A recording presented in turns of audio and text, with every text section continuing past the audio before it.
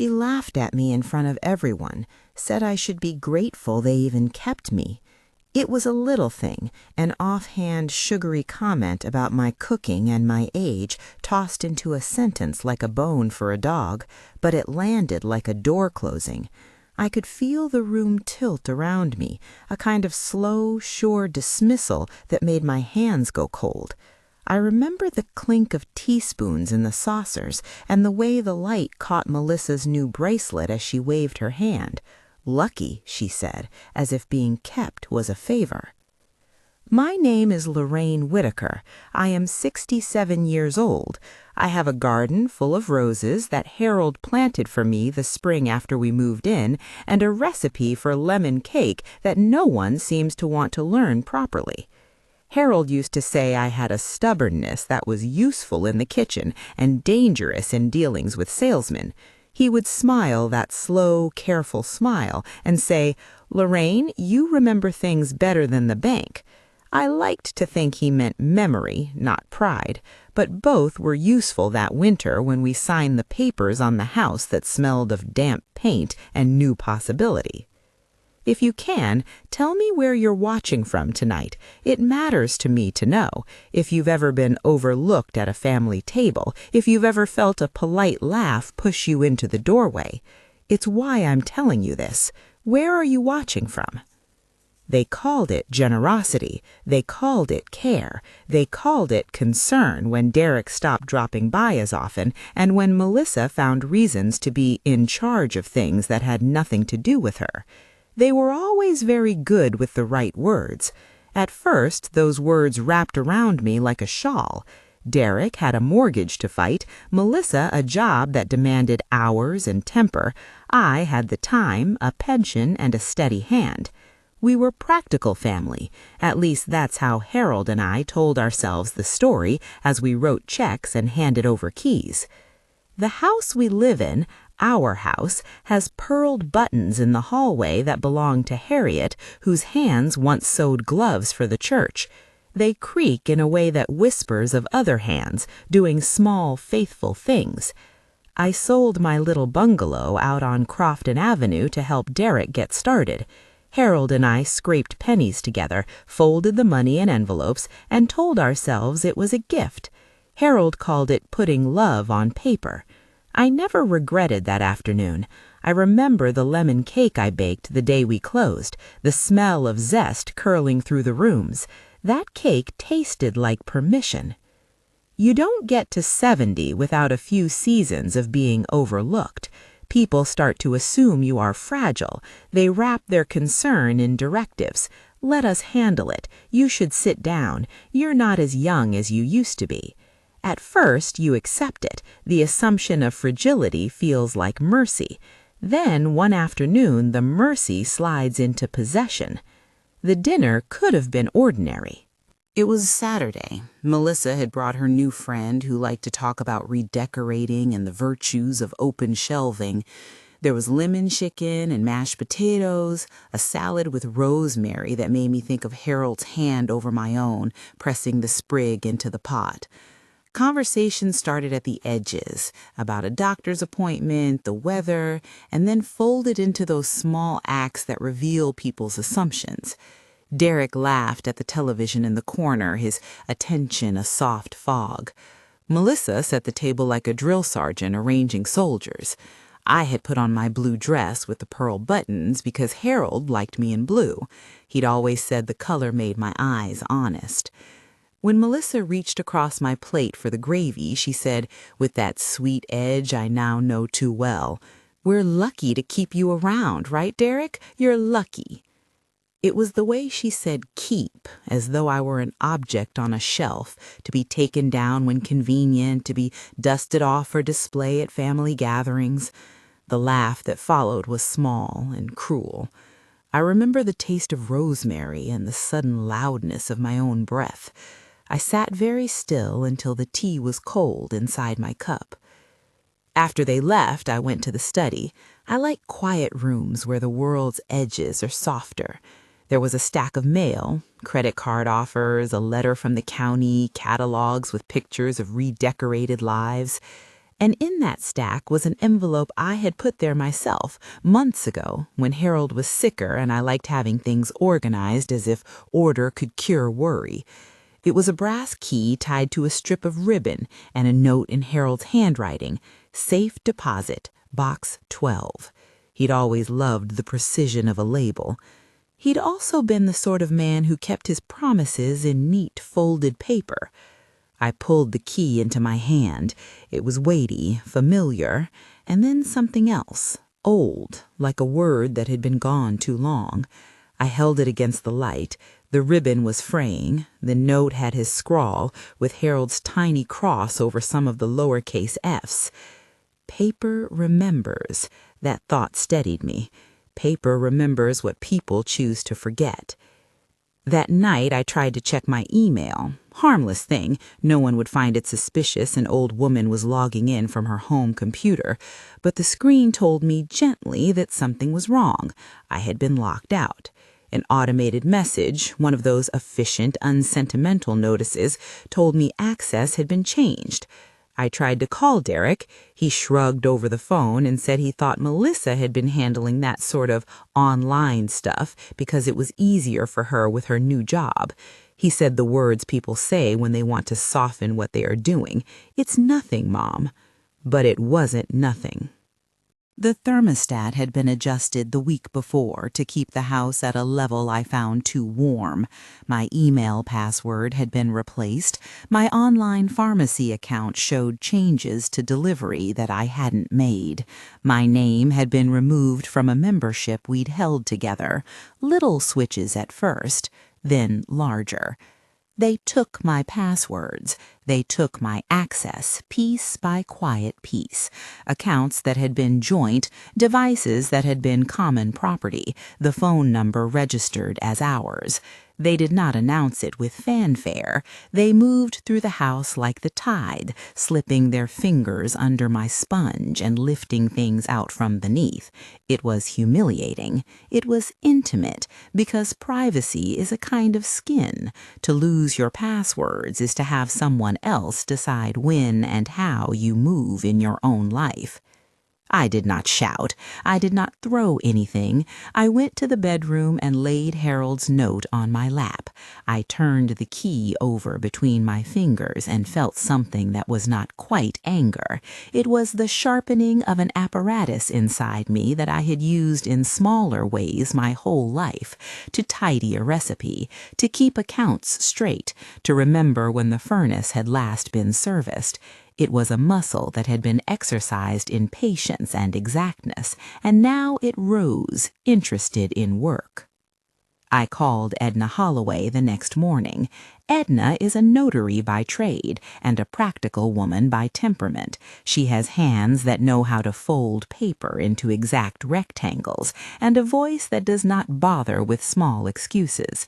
She had known Harold, and she had known how he liked things done, meticulous, verified, witnessed. "Come by at 10, she said without preamble when I told her, and there was a comfort in her briskness. It felt like the return of a rhythm I recognized. On my walk to her office, the roses looked as if they had been waiting for me to assert a plan. Harold planted them in a crooked line along the back fence, and even when we didn't have the money for fertilizer, he'd scoured compost from the neighbors' piles and coaxed them through late frosts. The scent of their petals is stubborn and honest. It sits in the nostrils and refuses to be ignored. I put a hand on the railing and reminded myself of one of Harold's favorite sayings. "Nobody owns your name, Lori, not even family. You remember that." I repeated it out loud and tasted lemon on my tongue. Edna leaned over the desk and read the deed with an exacting eye. "Your name's still on it," she said simply, the kind of sentence that could be shouted if someone demanded drama, but is instead offered like a fact, the kind of sentence I appreciate. "Joint tenancy?" she asked. I nodded. She tapped her pen. "Paper remembers," she said, and I felt the old truth settle into my bones. We made a list as if it were a shopping list: notarized copies, certified mailings, phone calls logged, bank appointment requested. It read like a precautionary prayer. Edna told me she would make sure signatures were witnessed, that bank clerks respected paperwork, that the county offices could pull up the record and confirm I was listed. She did not talk about hacking or revenge. We do this by showing up, she said, by making them see you in the forms they respect. There is a small dignity in paperwork. It is not a flashy weapon. It is a slow, inevitable one. Harsh people sometimes think laws are only for people who can string together a threat. The truth is simpler. Laws and forms are social languages. If you speak them clearly, the world listens. That morning, with Edna, the world began to listen. But the infringement, I felt, wasn't only on paper. It was in the tiny, cold ways my life had been rerouted. I couldn't access the accounts that ordered my medication. The email that told me when Harold's pension was deposited no longer came to me. Someone, by design or neglect, had made me smaller online. "They took your passwords," Edna said, without surprise, as if she'd seen it before. Her voice was soft when she said took. She recognized the particular violation of trust that sounds like help when it is not. "If they set things up as joint and your name is on paper," she explained, keeping her tone unjudgmental, "it does not vanish because someone changes a password. There are channels, there are proofs they have to see." She wrote down names and numbers in that small, neat hand. "We won't be crossing lines to get it back. We will be using the lines everyone's agreed to." The word lucky keeps returning in my head. Melissa had used it as a cudgel. Lucky to be kept, lucky to have my teeth, lucky that the family could manage my affairs for me. It was not only the laughter at dinner, it was in the way Derek stopped asking about my day and started telling me about theirs.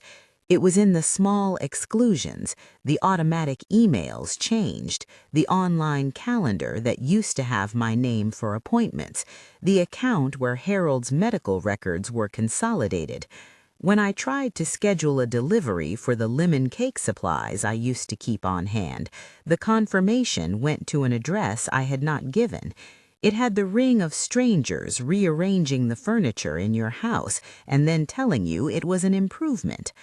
I made a plan that was not loud. I do not like spectacle. Harold and I used to say, with a certain low conspiracy, that the loud kettle boils too quickly and often spills. Quietness is preservation in my experience. So I called the realtor I had used when we first moved, Mrs. Calder. She is a woman who photographs living rooms the way I used to arrange flowers, with attention to the light. She knew the value of angles and the difference between something being merely tidy and being properly staged. "We might need to know if there are any claims, Lorraine," she said, and I felt the practical edge of the world again. There was a lawyer, too, a local man who had once fixed a will for a cousin. He would speak to the bank, not because I wanted to threaten, but because formal language moves through bureaucracy with a certainty my voice alone sometimes lacks. Not threats, proofs. Not vengeance, procedure. He told me to collect copies of everything: bills, statements, the deed, Harold's will. He told me to document, to witness, to bring other people into the process so it could not be reinterpreted as the single complaint of an elderly woman. When I told Derek I was doing these things, he sounded surprised, and then embarrassed, and then apologetic in a way that smelled of late realization. "Mom, I can fix it," he said. "You don't need to go through all that." He meant kindness. He also meant to reassure himself. He is not wicked. He is divided between the life Melissa insists on and the memory of a mother who gave him a home when his first mortgage was a paperless dream. I forgave him even then, because forgiveness is sometimes the only clean thing left on a table. But forgiveness is not action. Forgiveness is a quiet companion to resolve. I told Derek I would be speaking with the bank and with the service providers. I told him I would be seeing Edna and the realtor, and that I would take copies to the county office myself. I told him I would be making sure the records matched the story I knew to be true. He said he understood. He did, and he did not. His silence afterward carried the weight of someone realizing he had been willing to let things slide for comfort. At home, at night, I sat with Harold's brass key and looked at my hands. They are not the hands of a woman who wants to make enemies. They are the hands of someone who knows how to sign a check, how to thread a needle, how to count precisely. I made lists with pencil strokes slow enough to be meditative. Notarized copies at 9, bank appointment at 2, call to the provider at 4. There was a locksmith on speed dial for the simple reason that locks are a public, visible way of asserting who holds a place. Changing a lock is a clear administrative act. It is not violence, it is statement. I rang the number for the phone company and spoke with a pleasant voice who asked me security questions I could answer because I had always been attentive to these little facts. They could not, the representative said, give me specifics over the phone without seeing me, but they could put a note on my account. They could, another clerk told me when I went to the branch in the afternoon, make sure my bank appointments were witnessed. They asked for identification. I handed over my driver's license, Harold's pension statement, and the deed with my name on it. They made copies with a mechanical precision that felt oddly consoling. Notes were logged, papers were stamped. It was not cinematic, it was work, but it was the exact kind of work that topples a slow, insidious takeover. That night I sat in the kitchen and baked lemon cake. The act calmed me. I measure with an accuracy that is almost religious. Sugar, butter, zest. The oven is a faithful thing. The smell crept through the house, and the roses outside seemed to bloom a little brighter, as if appreciating the reaffirmation of normalcy. I set a single slice on a plate and did not eat it. Instead, I sat with the plate between my hands and thought through the tea I would prepare for the following Sunday. You must understand something about planning quietly. It includes theater, not for spectacle, but for observation. If you are trying to discover who makes a hurtful decision in a family, small social gatherings do more than courtrooms sometimes. People reveal selves when they think they have the stage. I decided to invite Melissa and Derek for tea under the most ordinary pretext, the anniversary of Harold's first job, something they wouldn't easily suspect as a prelude. I ordered new china from the cupboard and found the small linen with the blue hem that Harold liked. I placed the lemon cake gently on the plate in the center, like a small altar of ordinary things. But before any of that, there were appointments to keep. I went to the county clerk's office and waited, filling a form, watching people move through the system. Paper remembers, I told myself again, a benediction. And paper had a way of making people accountable. When the clerk typed my name into the system, the deed was there, with my signature, Harold's signature, the county seal. It was a stubborn thing, that county record, not glamorous, not loud, just proof. Still, the digital cuts hurt in ways that paper could not mend immediately. It is one thing to have a physical deed prove you own a place. It is another to find your email scrubbed, your pharmacy account rerouted, your calendar invisibly altered. It speaks to a contemporary sort of exile, offline exile, that is quiet because it is bureaucratic. You can be moved out of your own convenience without anyone raising a hand. It is a particular kind of violence I wish didn't exist. It made me feel small, and that is why the work I did after Edna's office had to address both worlds, the realm of ink and the realm of bits. I called the provider for my pharmacy again, not to demand, just to ask for what I might need to reestablish contact. They were kind. They asked me to bring in my ID and a recent statement. They asked me if I wanted to add a secondary contact. I said no. I wanted the account to be mine, and if it could be joint, then the joint would be acknowledged on paper with consent rather than with a surreptitious password change that left me out. They recommended an appointment at the branch. When the appointment came, I sat with my stack of notarized copies and Harold's key and watched the teller who had known us for years look over the documents. She smiled at me with the warmth of someone who had seen the family through other winters. "There have been mistakes with accounts in families before," she said quietly. "People mean well, but they end up overreaching. Paper will help here." She led me to an office where a manager walked through forms with the mechanical kindness of someone who had been trained to listen to older voices and to take them seriously. The manager placed a pad in front of me and said, "We can put a flag on these accounts, Mrs. Whitaker. We can note your primary residence. We can require verification for changes." Again, I felt the slow, methodical construction of a protective architecture.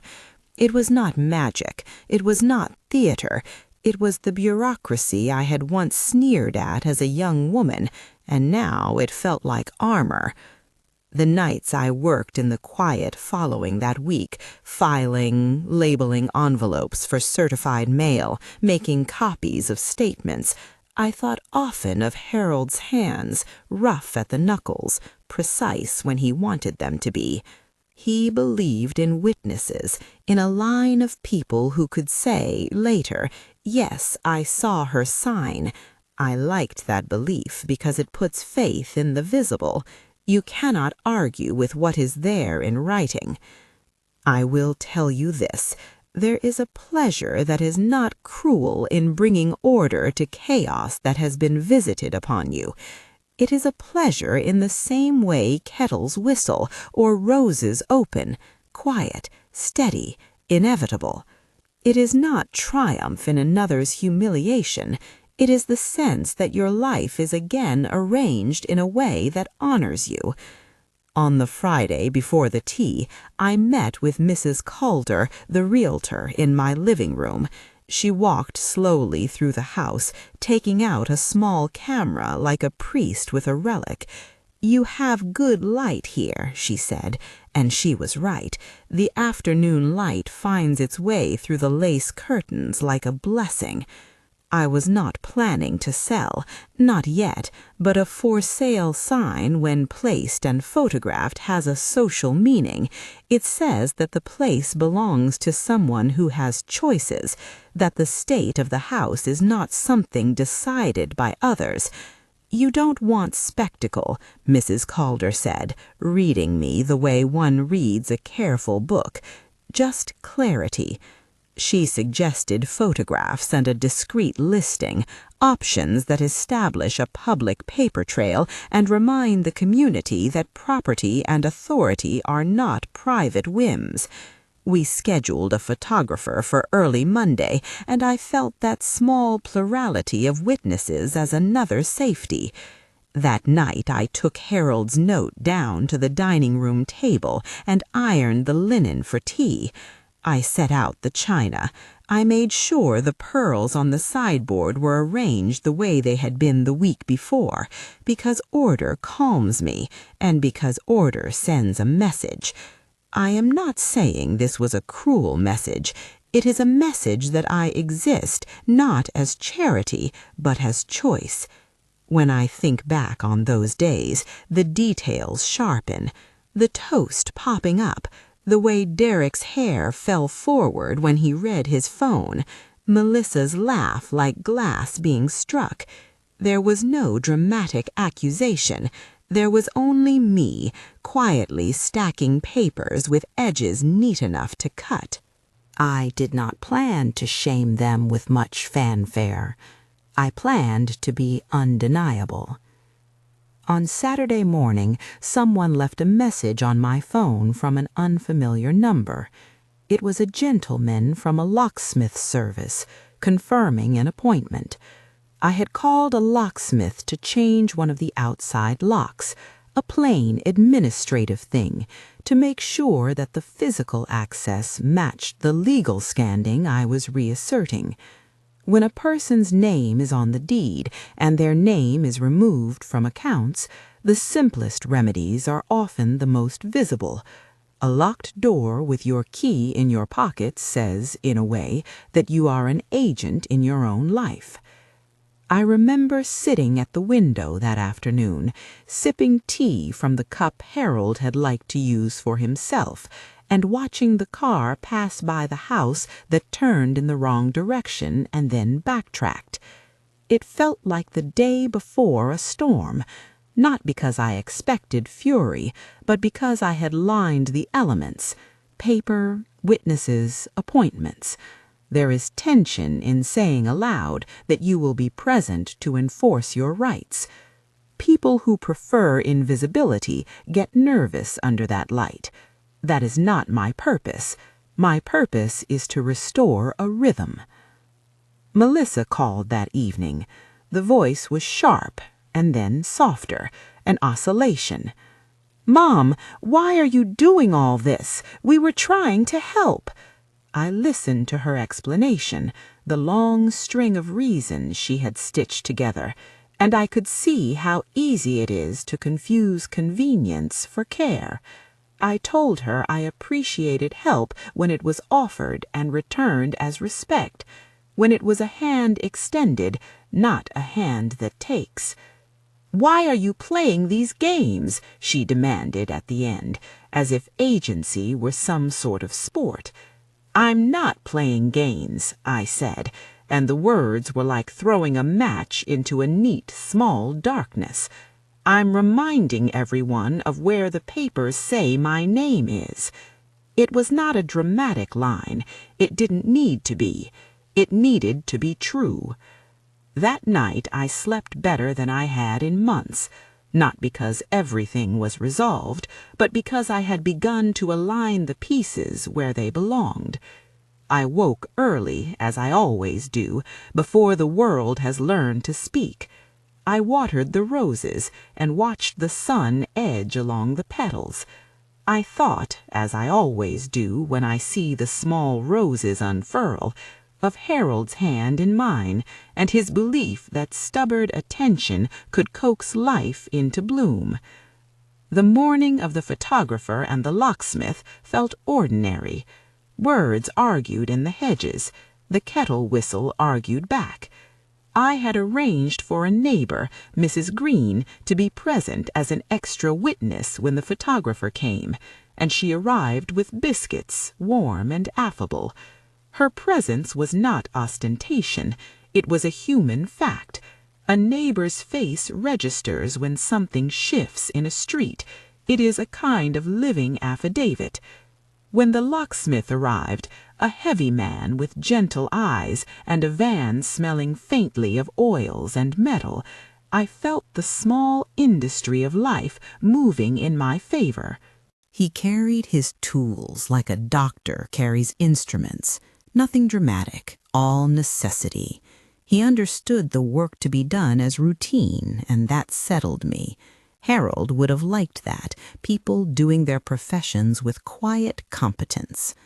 I have not told you everything yet. There are small decisions I made that require longer explanations, and there are people who were surprised and people who were not. But this is where I will stop for the moment, not at a shout, but at a hinge, where preparations are complete and the first public acts are about to happen. The tea is set. The photographer is on his way. The locksmith tinkers in the entry. The bank has a file with my name in it, stamped and waiting. The next morning will bring more witnesses and possibly some thunder. I will tell you one thing before you go. I did not begin this because I wanted vengeance. I began it to preserve dignity. to remind my son and his wife that a woman's name on a deed is not a suggestion, and that passwords like keys do not give license to rewrite a life.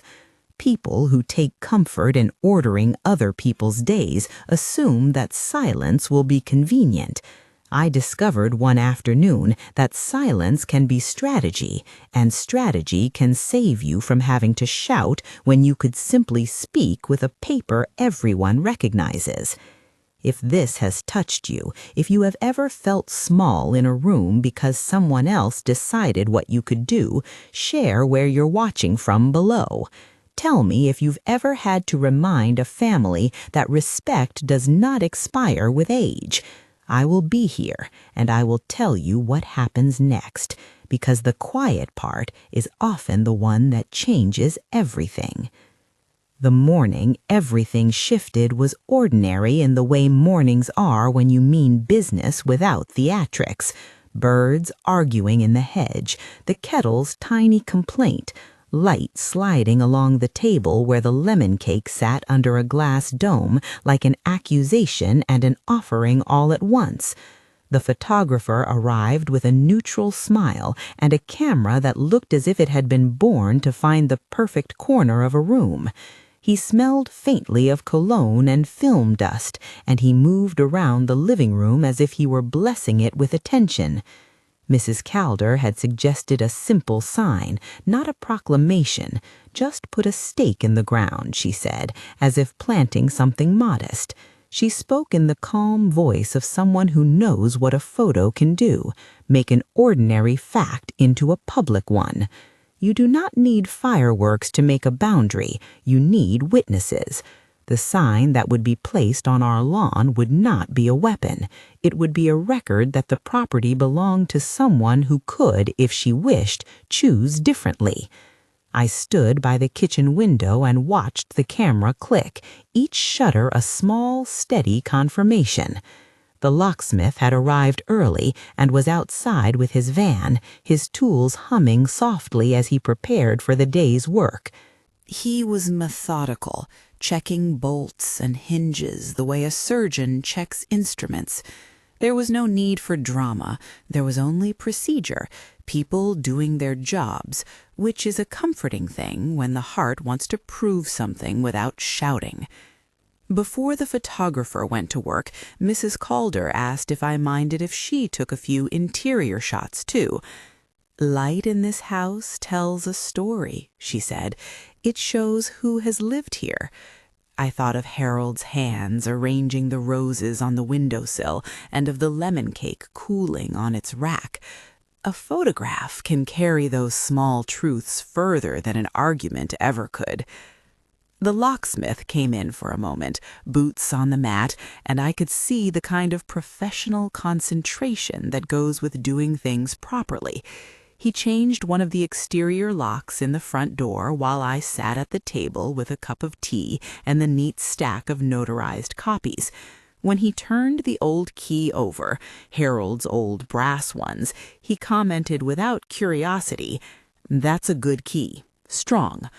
I said nothing because I didn't need to explain that strong was a choice as much as a feature. At 11, the bank manager arrived. He was a man who knew how to make documents feel like a home remedy, not glamorous, but effective. He sat across from me with a pad and pen, flipping through the copies we had brought. When he saw the deed and the will and the stamped documents from the county clerk, he nodded in a way that felt like a small benediction. "We've put the flags on the accounts," he said, "and we've noted your preference for notices. We will require verification for any changes." He explained it with the ease of someone telling you your plants had been watered. It was a protection as simple and useful as watering. The phone company sent a technician to confirm account changes in person. The pharmacy agreed to revert deliveries, pending my confirmation at the counter. These were the ways the modern world preserves itself: records, face-to-face verification, forms stamped and filed. None of it was swift the way a TV courtroom is swift. It was a measured construction. If you'd asked me the night before whether paper and polite voices would be enough, I might have smiled and said, "They should be." That morning proved they often are. Melissa arrived for tea at 3, on time, and in a dress the color of someone who wanted attention to be diverted from what she had actually done. She walked through the front door with the assertiveness of a woman who expects space to make room for her. Derek followed, his hands in his pockets, the kind of posture that looks apologetic without the courage to be fully contrite. They came in smiling, as families do, as people who assume the performance of togetherness will smooth edges. The photographer had done his work. He and Mrs. Calder had placed the small sign near the sidewalk and taken a few portraits of the rooms with their sun-soaked faces. Green, our neighbor, hovered politely, her biscuit plate a tiny diplomatic mission. She sat on the edge of a chair with an expression that said she had come because one must come when neighbors are sorting things out. Her presence felt like another witness stitched into the afternoon. Tea was quiet at first. I poured with measured hands. Melissa made a comment about the curtains and the antique clock, and I answered with a kind of domestic small talk that lives in the space between people who want to be polite.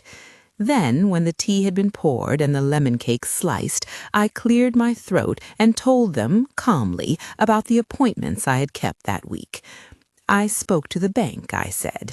I've put the records in order. I made copies of the deed, and Edna notarized them. I placed a sign this morning so people can see the house is recognized in public records as belonging to me and Harold. I said these things plainly, without flourish. It was not a speech. It was a listing of facts, like reciting the ingredients of a recipe.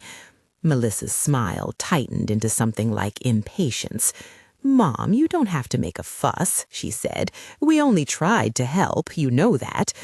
She used the word help the way someone uses a wardrobe to hide the things they are moving out. Derek's eyes flicked briefly to the door, then back to me. For a moment I wondered if he would stand up and say what he clearly felt, a truth that would have been messy but honest.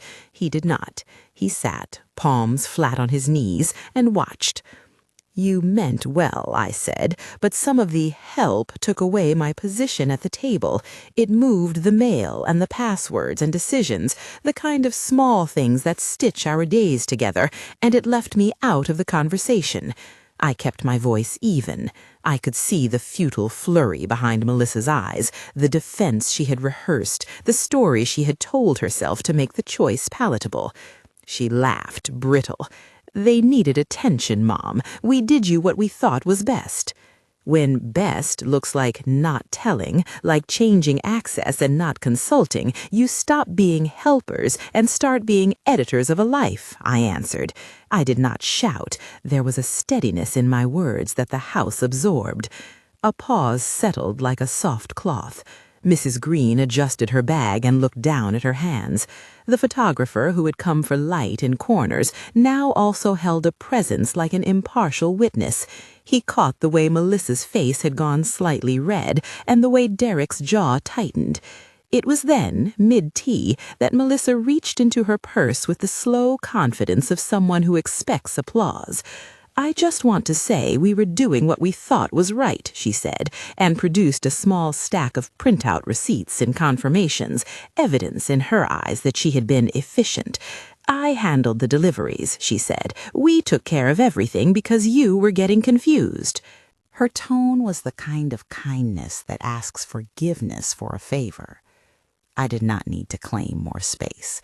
I simply placed my hand on top of the stack of papers in front of me and opened my purse to take out one of the certified mail slips I had brought, notices I had sent to the bank, copies of the notarized deed that I had filed, a printed confirmation from the county clerk that acknowledged the record. I set them gently on the table in a slow, deliberate motion that had no malice in it, only proof. "The records are here," I said.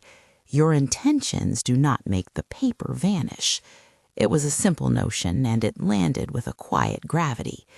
Melissa's fingers twined in her lap. She did not reach for the cake. Then, with a sort of practical consideration that made people uncomfortable because it was impossible to spin into drama, I said, "The locksmith changed the front lock this morning. You have your things, of course. You can collect whatever you need from the spare room, but the house will be maintained under the legal responsibilities you'll find in these documents." I slid a copy of the deed across the linen, the kind of movement that a teacher makes when presenting a graded paper, neutral, fair, incontrovertible. Melissa's mouth opened and closed like someone trying to swallow a disagreeable pill. "You're evicting us," she said, as if that were the only lens left. "I'm setting boundaries," I corrected. "I've asked you to respect my choices. If you find that difficult, then a conversation with a lawyer and a bank manager is likely to be clearer than Nader's gossip." I said, then theater's gossip, and then laughed softly at my own inclination for small jokes. Humor can be a salve in tense rooms. Derek stood then, and for the first time since the evening at dinner, his face showed a line of clear remorse. "Mom," he said, voice catching, I'm sorry. I didn't realize." He stopped, because there are apologies that need time to grow into words. He looked at Melissa as if hoping she would say something to make the moment less true. She looked away. "I don't want to make things worse," I told him. "I want what we had, respect. I will help you arrange to take what you need, but you need to ask, not assume." It was little enough to expect and large enough to mean something. They gathered a few boxes in the quiet that followed. There was no shouted scene, no broken teacup, only the movements of people who had realized their pattern had been observed and named. Outside, the photographer set down his camera and asked if he could take one more picture, me by the roses with the sign in the background. I agreed because photographs are a sort of testimony, and testimony can be clean. I stood in the light the way Harold used to stand in a doorway, steady, not showy, present.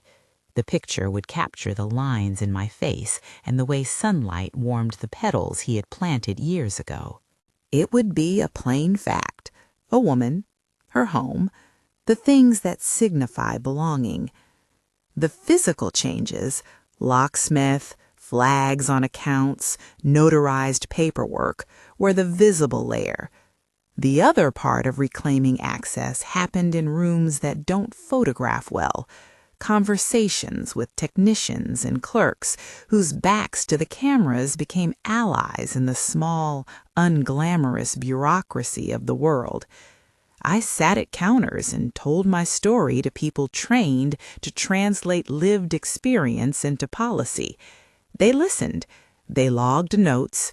They reversed some of the unauthorized changes where proof existed. They put steps in place so that a phone call would no longer be the single lever by which someone could alter a life. It was not dramatic. It was good, steady work. It is important here to say what did not happen. I did not call a lawyer to sue them into poverty. I did not humiliate Melissa in front of the neighborhood by posting accusations on the community board. I did not lay plans to punish. The remedy I chose, paperwork, witnesses, public record, was aimed at restoring my voice and my privacy, not at making them suffer for the rest of their lives. I wanted dignity, not vengeance. There is a line between the two, and I tried to keep it clean. Derek came by the next day to sit in the kitchen with me. He came with a box of vegetables from a farmer's market and an awkward apology that smelled like the first light of a morning that wants to be better. "I thought it was simpler," he said. "I thought you wouldn't worry." He looked at the lemon cake on the plate as if recalling a childhood lesson. "I understand," I said, "but convenience is not kindness if it's done without consent. You were trying to spare me trouble, and instead you reduced me. There is a difference." He looked at his hands, then into my eyes, and that small exchange was the kind of reconciliation that does not erase what happened, but recognizes responsibility. Over the following weeks, things settled. Melissa took a job in a town further away, an arrangement she said was an opportunity she had been offered and had accepted gratefully. It was not my wish that she leave, it simply became the practical truth of our arrangement. People choose different lives as a solution sometimes. Derek moved back into his own apartment, and our conversations returned to a gentler cadence.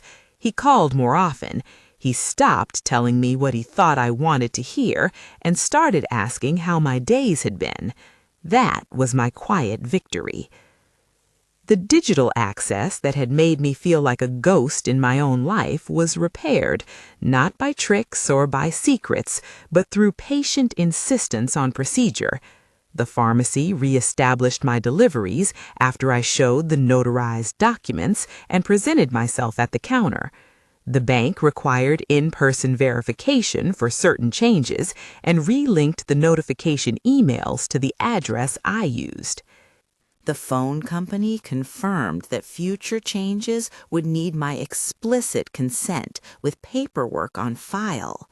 The control they had wrested by quietly changing passwords and addresses could no longer hide behind convenience. It was not instantaneous, but it was thorough. People sometimes imagine that reclaiming power is fireworks and spectacle. The truth is different. It is forms filled out in the patient light of a Sunday afternoon. It is a neighbor who remembers and speaks up. It is a clerk who files a note and a bank manager who takes the time to review a file. It is a locksmith who fits a new key to a door and a photograph that announces, "This belongs to someone who chooses." There were little tests afterward, a confirmation email that came to the correct address, a delivery scheduled to the home with my name on the label, a calendar notification that I could see in my inbox. Those small proofs meant more than any dramatic scene. They showed the reweaving of the fabric of daily life. I did not make a speech about justice. I made a lemon cake and left it on the windowsill. I tended the roses. I returned the brass key to the small velvet box Harold had kept. I sat on the porch one afternoon and watched the neighborhood go about its gentle business. A child learning to ride a bike, a man taking his dog for a walk, the mail being delivered and returned to the right hands. That ordinary continuity felt like small miracles. Derek came by more regularly. We shared meals again, not because the house demanded it, but because we found comfort in the small rituals of life. Melissa's parting, when it came, was messy and human.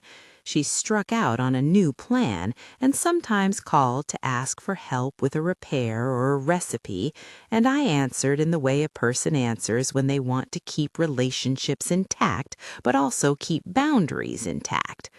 Mercy can live alongside firmness. I tried in my small corner of the world to hold both. There is a particular satisfaction that is not cruel in seeing a life align with its rightful terms. It is like watching a garden you planted take a season to recover. You do not rake the soil in anger, you tend it with patience. The roses, those stubborn, faithful things Harold planted, bloomed that summer with a small, proud abundance. I watered them each morning and clipped the dead heads and felt a quiet gratitude for a man's taste in seeds. I do not say all this to claim a victory of epic proportions.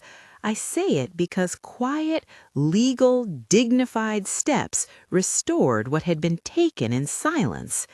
The phrase in the title, "They stole my passwords," is blunt, And there is something painful about how small cruelties can hide inside ordinary acts of help. But the way a house returns to its rightful steward is often by the patient insistence on facts, signatures, witnesses, a bank manager's note. Those things matter. They are the scaffolding we lean on in a modern life. If this touched you, or if you've ever had to remind someone that respect does not expire with age, share where you're watching from and pass the story along. Tell someone to look in on their parents or grandparents and to listen. It matters more than people often imagine.